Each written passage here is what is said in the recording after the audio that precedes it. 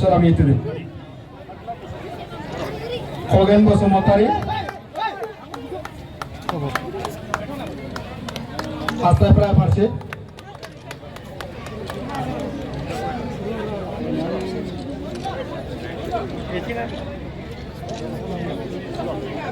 बे गिदिरनि अनगायै फिसासा मोनसे दंफायो बेसो बगाराम मोसाहारि दुलाराय बर' फरायसा आफादनिफ्राय लानानै खावलायगोन बगाराम बसुमतारी आयनाजुलि भूमिपुत्र बड़ो राभाসকলক আজি FRC অঞ্চলৰ প্ৰায় 1200 পৰিয়ালক মাটিৰ পট্টা দিয়া গ'ল তেখেতসকলৰ বহুদিনীয়া দাবী বহু বছৰৰ পৰাই দাবীটো আছিল আজি সম্পূৰ্ণ হ'ল যিখিনি বাকি থাকি গ'ল অনাগত দিনবোৰত এইবিলাক মানুহক দিয়া হ'ব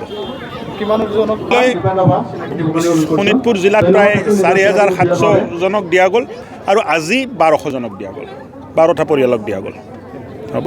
हानि फोरमान बिलाइ मोनबाय जे नोंथाङा मा बुङो हानि फोरमान बिलाइ मोननायाव आं गोजोननाय मोनबाय जेरै जोंनि थिकाजुलि समस्थियाव हाबनाय लोगो लोगोनो जेनेबा अशोक सिंहालनिफ्राय आं आखाइदो आखाइ हानि कागज मोननायखाय आं गोजोननाय मोनबाय आरो अशोक सिंहालखौ मा बुङो नोंथां अशोक सिंहाल सार होननांसिगोन ना अशोक सिंहाल सार होननांबाय बे हानि फरमाना माने बेसेबांबा दिननिफ्राय गेले खस्थ'नि गेजेरजों दिनै मोनबाय साबायखर बावबाय आरो बेनिफ्रायनो गथ' गथाय गासिबो फिसा फिसौ गासिबो मोनजालांथों होननानै अननाय आरो बावनाय थाबाय आरो सरकारनिफ्राय खावलायनाया माने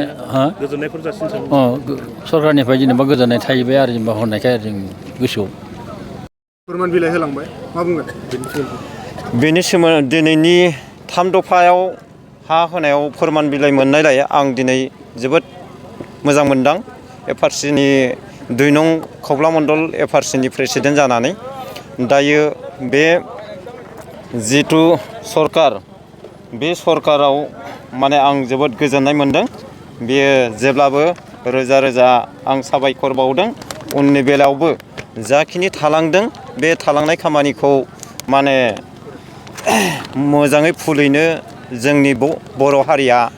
माने मोनलांथों आं बेखौ साबायखर बावदों दायो जों जाखिनि साबैसे मोनदों बे मोननायफोरा जोबोद गोजोननाय मोनदों बे सरकाराव आरो उननि थालांनायखौ होबावगोन होननानै आं साबायखर